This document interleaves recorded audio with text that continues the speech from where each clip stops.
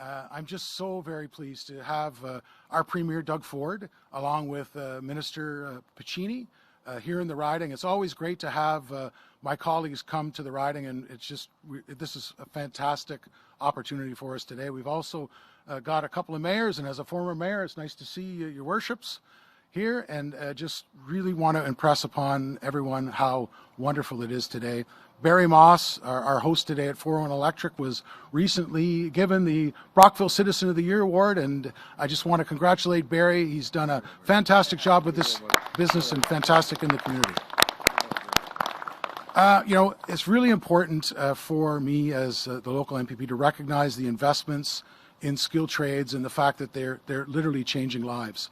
I'm going to tell you a quick story. I had a mom literally come across the county road in beautiful downtown Athens to tell me how much her young son benefited by the program at the Kemptville campus. And Leela, it's so great that we've got trades back in the campus. Since we've been in government, we've brought it back because the previous government had canceled it, and it's literally a game changer. So that mom. So a couple of weeks later, I was at the Leeds County plowing match, and I got to meet her son, who again thanked me and our government for this training funds. It's literally been a game changer for him. Skilled trades investments not only build our workforce, but what Ontario needs. It provides a brighter future for our young people. And again, this program is wonderful. This announcement today is fantastic. With that, as a former mayor, I want to introduce our current mayor, the Honourable Matt Wren. Your Worship, come forward and say a few words.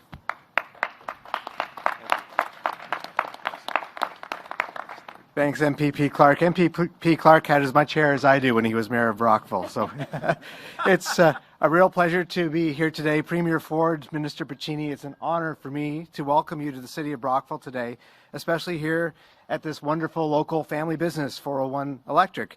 And we're looking forward to hearing more about your government's ongoing investments in skills training, which will provide new opportunities for well-paying jobs for our residents, especially our local young people. But we're entering Thanksgiving weekend, so I would be remiss not to take the opportunity to thank you, Premier, for your government's continued support for our community. Just in the last few weeks, we've seen the opening of the first new public school built in our city in over 50 years, the Swiftwaters Elementary School. It's absolutely beautiful. And days later, we celebrated the opening of the new MRI suite at the Brockville General Hospital. It's the already wonderful services that BGH provides. So for these continued investments, Premier, I want to publicly thank you and your government. We look forward to continuing to work together for the benefit of our residents and businesses. And it's now my pleasure to introduce my friend and colleague, Mayor Nancy Peckford, the Mayor of North Grenville and the Warden of the United Counties of Leeds and Grenville.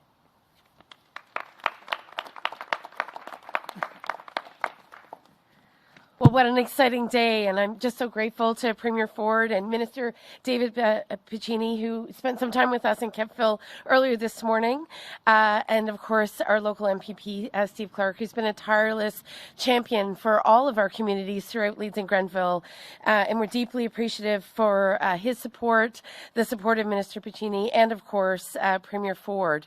You know, skills development training is just crucial for future generations. It's crucial for the vitality of our local economies, and it's crucial for families who are in urgent need of well-paying jobs and meaningful work. And what better work is there than in the apprenticeship field? You know, as a mom of 3 school-age kids, I see lots of high school kids these days really trying to figure out what can they do next. And access to early exposure to apprenticeship opportunities and access to robust apprenticeship training is really critical, and we're so appreciative and excited that our apprenticeship programs in North Grenville, particularly at the campus and in partnership with local businesses like DeVries, are just growing and expanding the opportunities. We know that our youth are wanting to build careers often close to home so that they can in turn support the communities that have supported them in their youth. We won't have a future without skilled workers, and we won't have skilled workers without giving them the opportunity to learn. So I'm thrilled by the announcements today, but particularly the long-standing support that this government has provided to Kemptville campus and our local businesses. Thank you so much. Thank you, Premier. Thank you.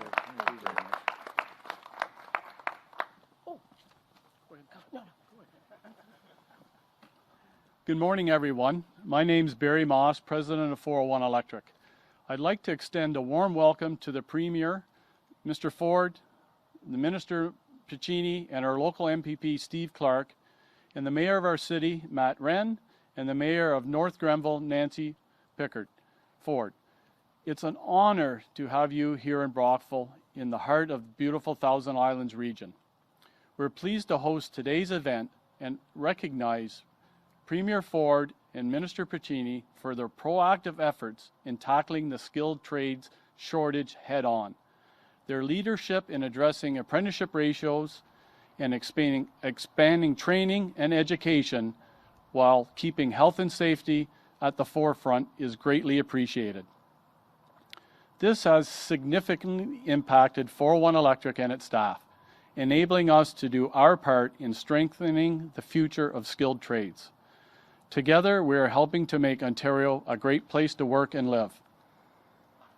Thanks to the shift to one-to-one apprentice to journey person ratios, companies like ours can now train more apprentices for higher paying jobs and help fill the skills gap shortage. This approach not only helps them earn their Red Seal certification, but also prepares them for roles as project managers, estimators, and into management. This is essential for the future of Ontario's electrical industry. Right now, we're proud to have 18 apprentices going through this process, and many of them are here today. I hope everyone takes the time to enjoy our beautiful city and the wonderful Thousand Islands region. Leela.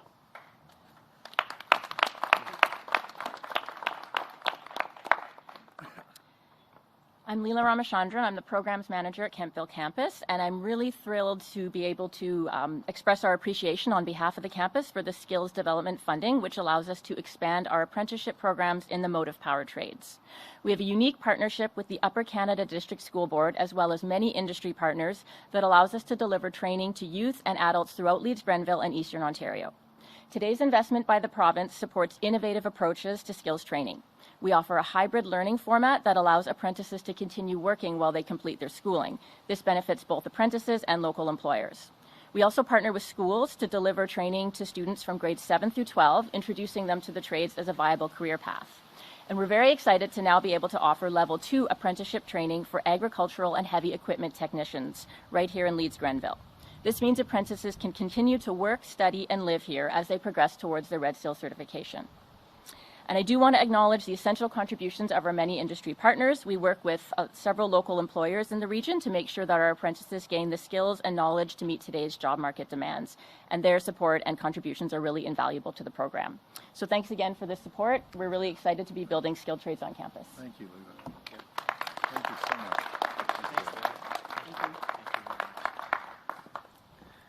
Good afternoon, everyone. Thank you very much, Leela, for those remarks. I'm excited to be here for today's announcement because it's, well, you're hearing from us, it's all about these bright, young, energetic faces behind us. It's about their future. Thank you, Steve Clark, who's been such a remarkable champion for this community, and not just the community, but for our next generation. Steve has been squarely focused on our next generation, working to support rural Ontario businesses. You have been their voice, Steve. Thank you for being such an incredible MPP here. Barry, President of Four-O-One-Electric, of course, Citizen of the Year. You know, communities don't thrive without leaders like Barry in them. Leela, Program Manager at Kemptville campus.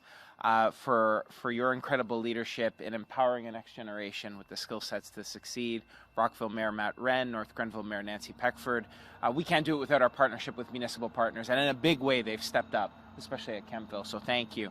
I want to also say a thank you to two who aren't here, Nathan and Curtis at DeVries Power and Utility Solutions. We toured them this morning, and they're doing remarkable work. But I want to tell you a bit about the impact of Ontario's skilled trades men and women. They can't be there because they're on skeleton staff, in part because they're journey persons and apprentices who've been working around the clock down in the United States, helping with the damage that's been done by Hurricane Helene and Hurricane Milton. And Canadians are down there helping our friends south of the border and keeping those communities safe, making sure we can restore power in a timely fashion. And they're down there. So, you know, the might of Canadian skilled trades men and women expands far beyond our communities and south of the border. These workers are literally saving lives. And it goes to show you how important it is that we build up Ontario's skilled workforce to create a more prosperous and more secure future, which is why we're all here today. Better training, better jobs with bigger paychecks. That's what we're laser focused on as a government. Together with our training partners, we're training hundreds of thousands of new workers for careers in the skilled trades. But a large share of experienced tradespeople are retiring over the coming years.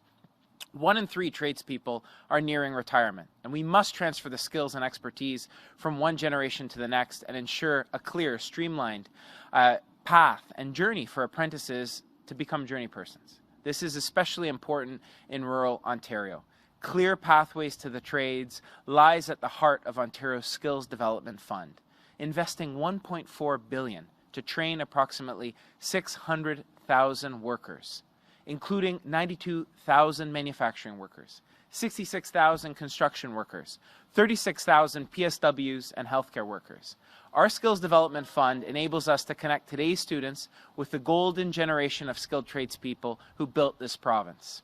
We stand on the shoulder of everyone who came before us, and we don't value a society we passively inherit. We value a society we have an active stake in creating. That's what this next generation is doing. From building new homes that families can call home, to clean energy projects, literally powering our communities and keeping the lights on. We have no time to waste, which leads me to the last person I haven't recognized here, and that's, of course, Premier Ford, who understands the needs of rural Ontario.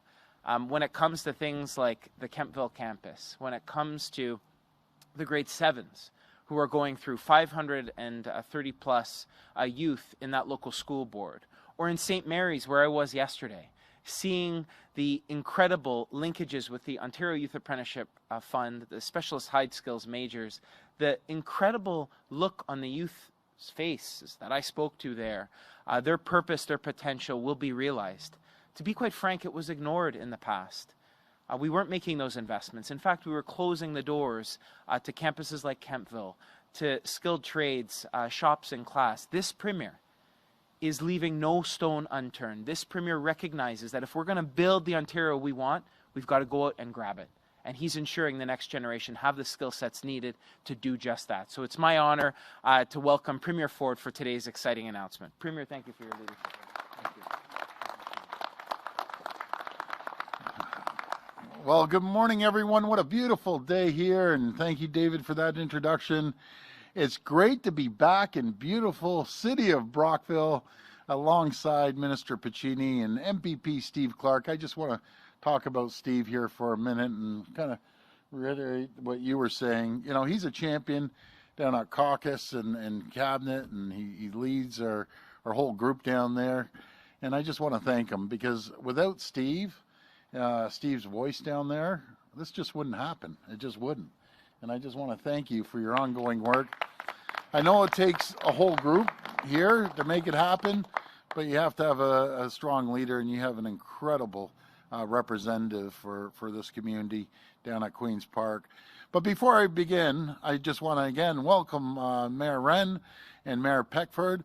Thank you for coming, having us by down in this area. We're very grateful. As well as Leela, thank you for all the work you're doing at the Kemptville Campus Education and Community Center. And I want to echo Minister Piccini's shout out to the team at DeVries Power and Utility Solutions. You know, it's funny you were saying that, you know, they're heading down to the U.S., that they're down there. So I was talking to Buddy Carter, a congressman down in Georgia yesterday, asking them, how everything's going, and they were so appreciative. The folks in Florida and Georgia, I know we've sent over 100 people from Hydro One down there, and all sorts of different resources. But that's what you do when your neighbors are in trouble. We're down there, and they do the exact same thing for us. So hopefully we'll be able to straighten things out and give them the support that they need down there. And we're just so proud of them for stepping up and assisting our neighbors to the south with hurricane recovery efforts. This is the Ontario spirit in action. It's so great to see people doing this and supporting everyone. And finally, I want to thank Barry and everyone at Four-O-One-Electric for hosting us today. Again, congratulations on your award in Brockville here. Barry, you're an absolute champion, and for your more than 50 years of delivering electrical solutions to homes and businesses, helping to build this region. And friends, our government is working hard with MPP Clark, with all the local mayors, and with great companies like Four-O-One-Electric to attract new investments and jobs to Leeds-Grenville. Just this morning, Stats Canada released its latest job numbers. I'll tell you, this is just incredible numbers, because you hear things may be slowing down and so on and so forth, and I talk to a lot of people across the country and down in the U.S. Man, it doesn't look that way here, and it just shows what we're doing is working. What we're doing here is working. Last month, Stats Canada showed Ontario added more than 43,000 jobs. It's actually 43,200 jobs. 97% of the jobs here in Canada were created here in Ontario. So I just want to thank all the people that created those jobs and everyone that's helping train the people to get those jobs. It's really incredible if you think of it. And that's more than all other provinces and territories combined. And it means that we've created nearly 200,000 jobs since the beginning of this year alone. Just think of this. 6 years ago, previous government chased 300,000 jobs out of our province because of high taxes, regulations, red tape, high energy cost. It's amazing when everyone works together with the local communities and all the towns and cities and in the private sector and the unions. There's more than 860,000 more people working today than they're working back in 2018. Those are massive numbers. And there's no other jurisdiction, as I said to Congressman Carter yesterday, and speaking to some Americans last night at a talk. Last year, the manufacturers of this province, and there's manufacturers here in this town and all over Ontario, created more manufacturing jobs than all 50 U.S. states combined. Think of that. All 50 U.S. states combined.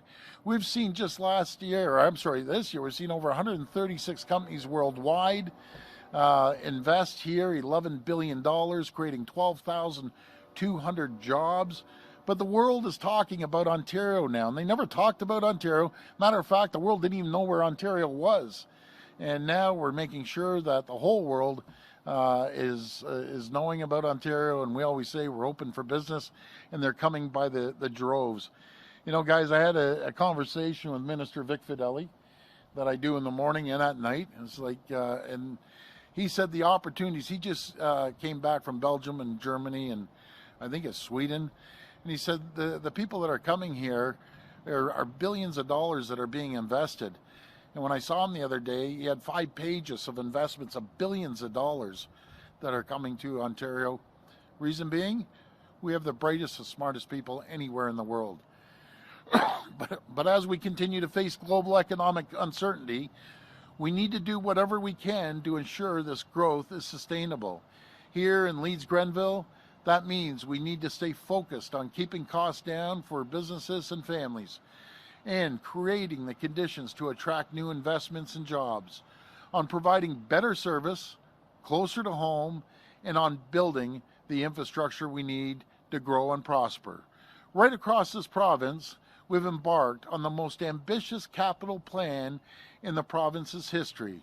We're investing $190 billion over the next 10 years on hospitals, spending $50 billion on hospitals, 50 sites across the province. Schools, we're spending about $16 billion on schools. Roads and highways, we're spending close to $30 billion. Transit, right across the province, we're spending $70 billion. And we're building the critical infrastructure. But I'm so proud to say we're investing more money into rural communities than any government in the history of Ontario. This includes $33.6 million to expand high-speed internet access here in Leeds-Grenville. And I have to tell you, out of all the infrastructure, close to $200 billion of infrastructure, yes, we need hospitals, yes, we need schools, we need roads, bridges, highways, but nothing, I feel, nothing changes people's lives more than they have connectivity. You know, no matter if their cell phone blanks out or they want to go on the internet, we're going to make sure we provide a total across the province, $4.2 billion to connect every single person, no matter if they live in the far north or here or even outside the cities. You keep breaking up and losing connection. We're going to change people's lives for businesses and young people that want to get on the internet and the social media. Well, maybe stay away from the social media too much. That's getting a little crazy lately. But anyways, you just learn so much. $5.7 million for water infrastructure, which is so important. We've invested $3 billion. The Minister of Infrastructure just announced $3 billion to upgrade water and wastewater across our province to enable the construction of more than 400 new homes in Gananoque.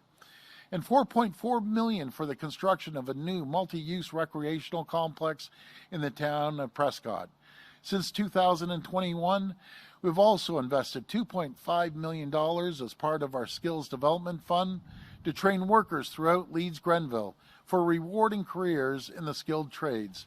And I always tell people that are getting in skilled trades and the young people getting involved in the skilled trades, you have a skilled trade, you have a job for life. Just think of that, a job for life. And it's, you know, you can go anywhere. Stay in Ontario, but you can go anywhere in Ontario or around the country or anywhere in the world. So that we can build the infrastructure we need, and so local businesses have the workers they need to grow and expand. And today, I'm so thrilled to announce we're almost doubling that investment, providing an additional $2.1 million to train more than 700 workers for in-demand careers. This includes more than $1 million for Four-O-One-Electric to train and upskill electrical workers with paid stipends, which means they're earning and learning. That's critical, by the way. You can't be learning like you have expenses, right? You can't be, you know, just learning and not having an income. So that's a great program. $840,000 for Kemptville Campus Education and Community Center to train apprentices, workers, and young people in motive power and in skilled trades. And $263,000 for DeVries Power and Utilities Solutions to build and expanded training facilities in Kemptville. That will train heavy mechanics, which we're in desperate need of, by the way, as well as electrical and power line workers. These investments will help train hundreds of workers throughout the region for better jobs and deliver bigger paychecks for them and their families. It will help attract new investments and help us build the homes, the schools, hospitals, highways, and other critical infrastructure that the region needs, that the province needs. Thank you all for joining us today, and may God bless the people of Ontario. Thank you so much.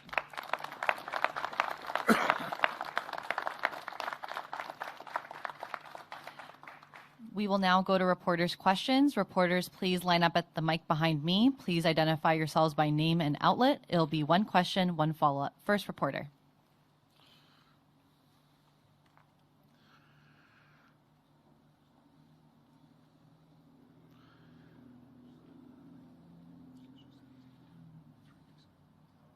How you doing, my friend? Hey, Premier, good to see you. Good to see you. How's your knee doing? Well, it's coming along, sir. Thank you. Yeah, good. Excellent. That's great news today. Yeah, it is. This really is something that I remember on a talk show I did probably 40 years ago. Yes. A man from Delta would call in and said, they're doing this in Germany. Yes. Why are we not doing this here in Thank Ontario? you. Absolutely. 100% there. how do we get this message to the students? Yeah, well, what we're doing skilled work fairs all around the province, and he knows the number. I'm going to bring Minister Piccini up because the numbers, what were there, 30,000 kids that showed up, and next year 35. But go ahead. Yeah, thank you. Thanks, Bruce, and for talking about it on radio. It is important, you're right, and we've mimicked things from the German system. We have mandatory tech classes now, exposing kids to opportunities in the trades. Our Level Up career fairs that the Premier mentioned, over 35,000 students will benefit this year alone. We kicked it off in Coburg earlier this year with just shy of 1,000 students. The things I heard there, the most common, I've never done this before. Yeah. And so that sort of exposure is key. It builds on the 2 previous years. And this year, Premier said we need to target parents. So we've incorporated evening sessions for parents. And it's amazing because you hear from the students, and then at night, the parents then message us and say, this is incredible, the incredible career my young son or daughter will have. So we've never done this before in the province of Ontario, but now we're getting it into elementary school, high school, bringing back shop, getting real life training in employers, and our Level Up career fairs. Bruce, you remember when we went to school and they used to have shop class? Yeah. That was great. Like, we're bringing that back, and it gives the kids the opportunity to learn different skilled trades. Premier, just one follow-up that has got nothing to do with today's announcement. Yeah. This is Thanksgiving weekend. Yes. And here in Brockville today, we're having, through this radio station, we're having a 12-hour food bank fill-up. Oh, beautiful. My Well, understanding is the food bank use in Brockville has increased by 50% since last year. Yeah. I know the province is trying to help, but is there anything more that you can do to help the homeless in this country? Okay, let me rattle through some numbers here for you, and thank you for having that food bank. And it's people like you, Bruce, that help people, and there are multiple organizations that help people. I have a Salvation Army in my area that I always go to and drop off baskets of food. So, folks, if you have any food at all, please go visit Bruce and drop it off, or any of the fire halls or any areas that are collecting. So, Leeds-Grenville went from 1.5 million a year up to 3 million. 83 million from the Ontario Trillium Fund, 8 million to Feed Ontario, 700 million for homeless prevention. But what we do, Bruce and folks listening, we send it to service providers, and then the service providers provide that as well, and then about 38 million for the school food program as well. So we're pouring money in, but that doesn't mean we have enough. We really rely on the private sector and very generous people that, drop off a tin of Campbell soup. You may not think that's a lot. You get 100 people dropping off those tins. It all adds up. So thank you. Thank you again, Bruce. I hope your knee feels better, buddy. That's good. Hi, I'm Kimberly Fowler with CTV News in Ottawa. Question, can you go into a little bit more about how this will help impact the local community and how it will help develop the region? Well, they're the region guys. That should, Clarky or yourself, whoever wants to take this one. Yeah, thanks for the question, Kimberly. So this Skills Development Fund has been a real game changer. I gave you a couple of examples of a mom and her son that really spoke about the courses they took at Kemptville and how it really set the young person up for success. What I want to say is, this announcement today is equal to the first 3 tranches of this program. So to be able to have this investment here at 401, at DeVries, and at the campus will really set us up for success with hundreds of good paying jobs. And that, coupled with what happened yesterday, we had an Evonik, a local company, providing a new product to be able to retain those 29 jobs and to have 5 new jobs. We're firing on all cylinders. And as the Premier said, there's a lot of good things happening in our province. We just got to make sure we keep that momentum going. So I appreciate the dollars today. It's going to make a real impact on young people, whether they're grade 7 and 8 students in local public schools, or whether they're mature students or people wanting to change careers. I want to see more of those yellow vests and those hard hats in Leeds-Grenville, Thousand Islands, and Rideau Lakes. And I appreciate the work that the Premier, Minister Piccini, have done to help make that a reality. I can just add just briefly, you heard the Premier really touch on the mechanics piece. Our men and women are down fighting, the devastation with the hurricane. But Ottawa knows from, natural disasters and challenges from very difficult past, the importance of having men and women and our first responders there to support it. And so imagine having a fleet but not having people to fix those vehicles and to be able to respond in a timely manner. We're changing that. We're ensuring there's a next generation of skilled tradesmen and women to match. And what's the imperative? 1 in 3 journey persons are over the age of 55.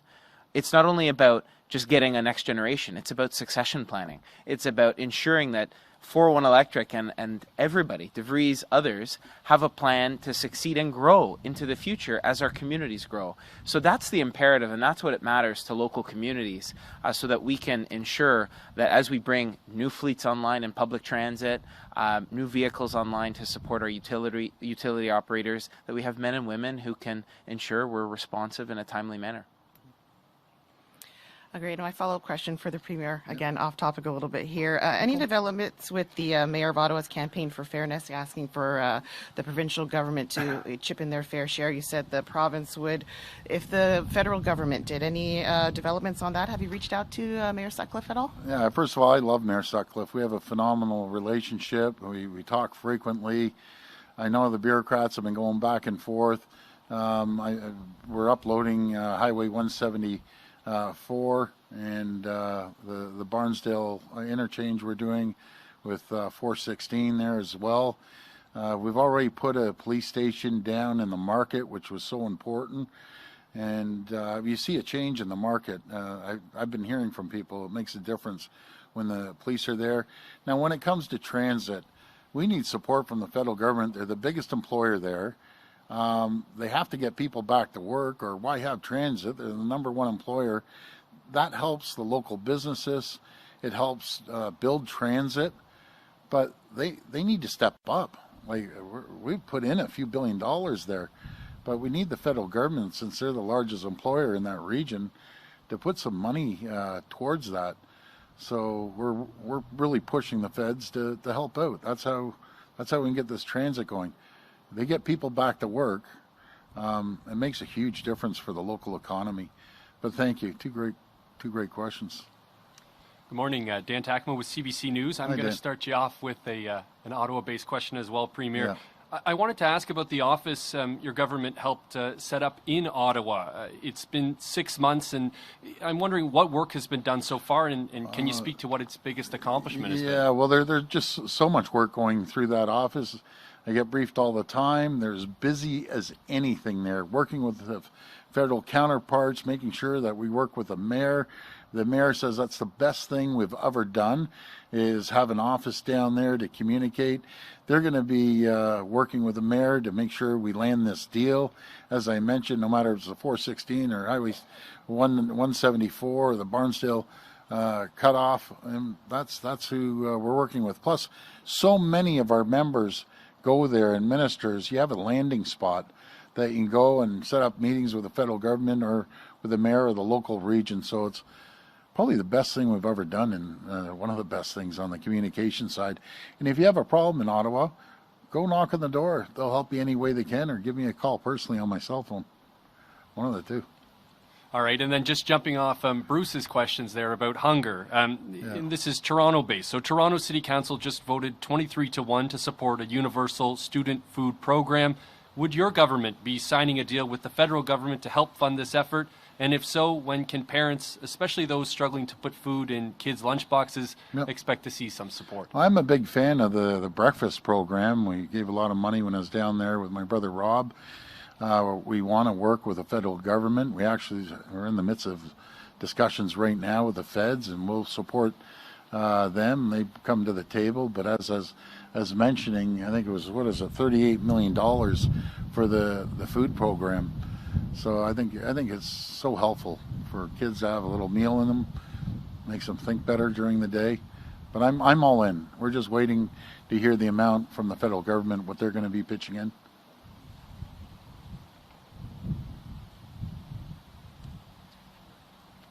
Hi, I'm Chris Valella from the Brockville List.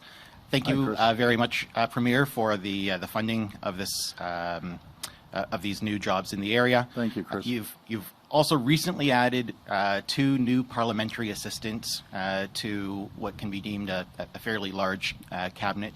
And that includes a significant raise to Tyler Alsop in Quinte and our own MPP and the House Leader Steve Clark as part of those promotions. Contextually, you've often spoken about or spoken against large and what you sometimes call bloated governments.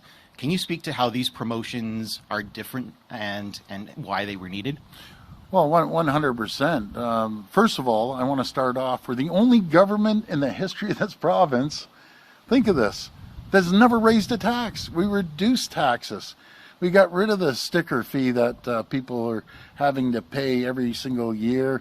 We ended up reducing the gas tax, our fair share, 10.7 cents. And just think, folks, April 1st, the crunch is coming down. They're going to add, the feds are going to add the worst tax ever, the carbon tax.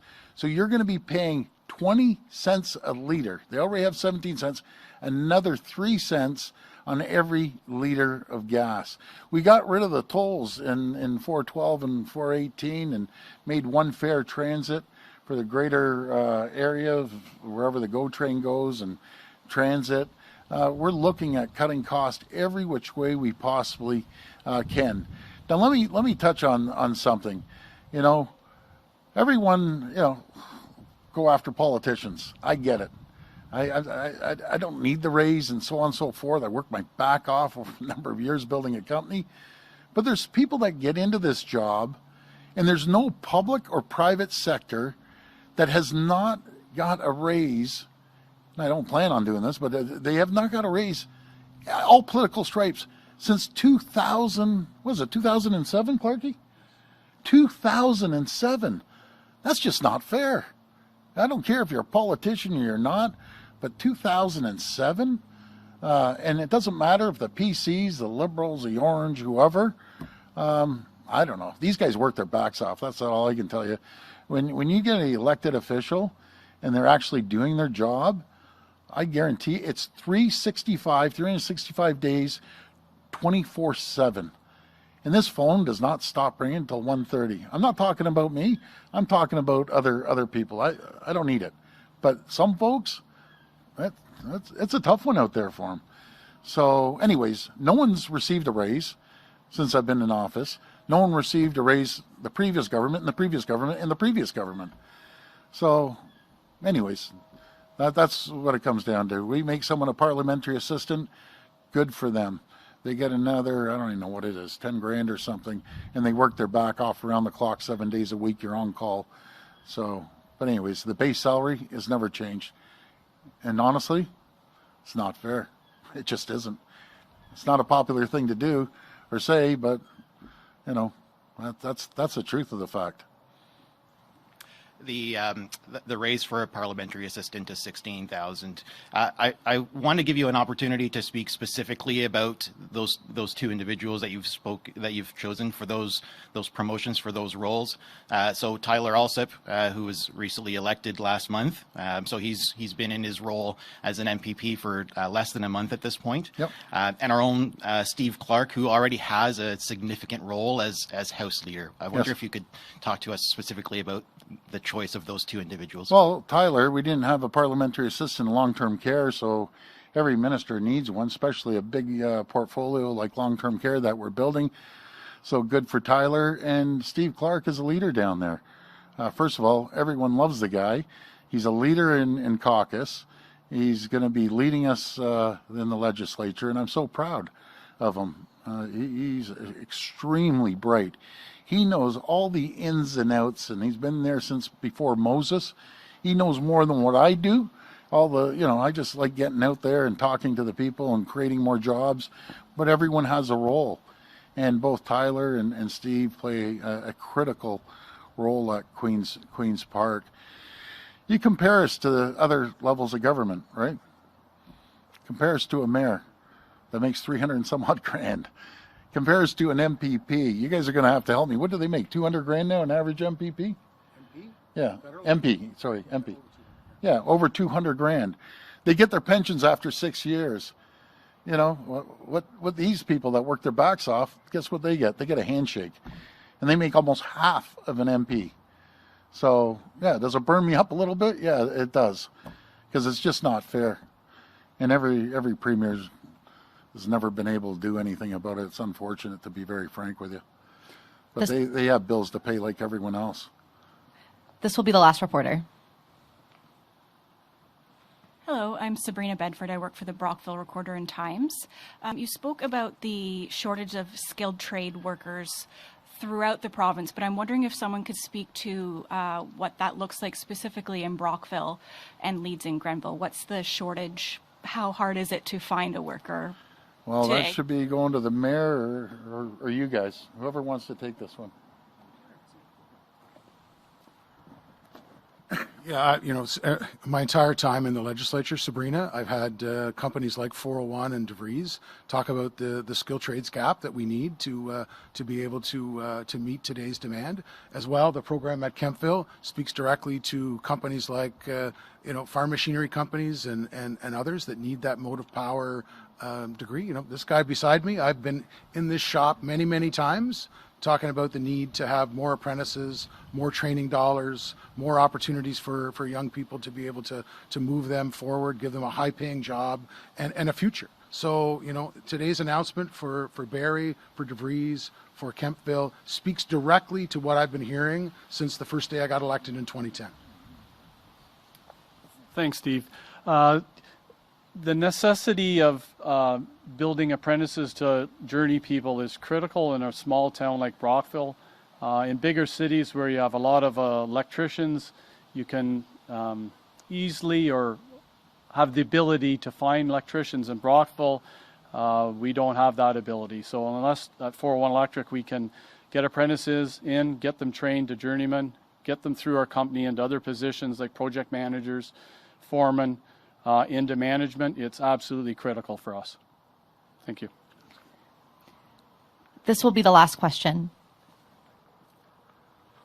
About 4 years ago, your government announced a jail in Kemptville, and since then, a few opposition groups have popped up, and they're still very active today. Yep. I'm just wondering what the status of that project is and whether your government is taking into consideration the loud opposition to it.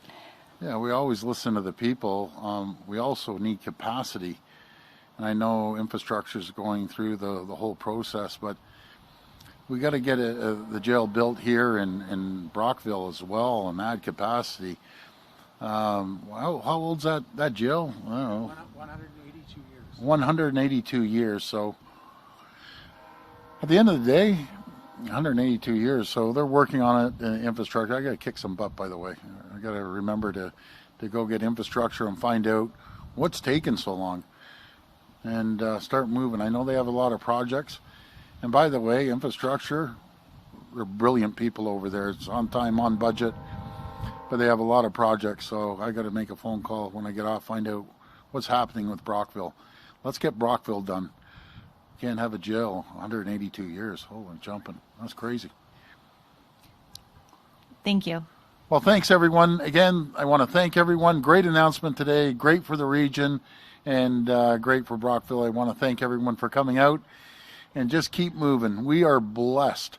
And I want to wish everyone a very happy Thanksgiving and give thanks for living in the greatest jurisdiction anywhere in the world. We're all blessed. Thank you and God bless. Thank you.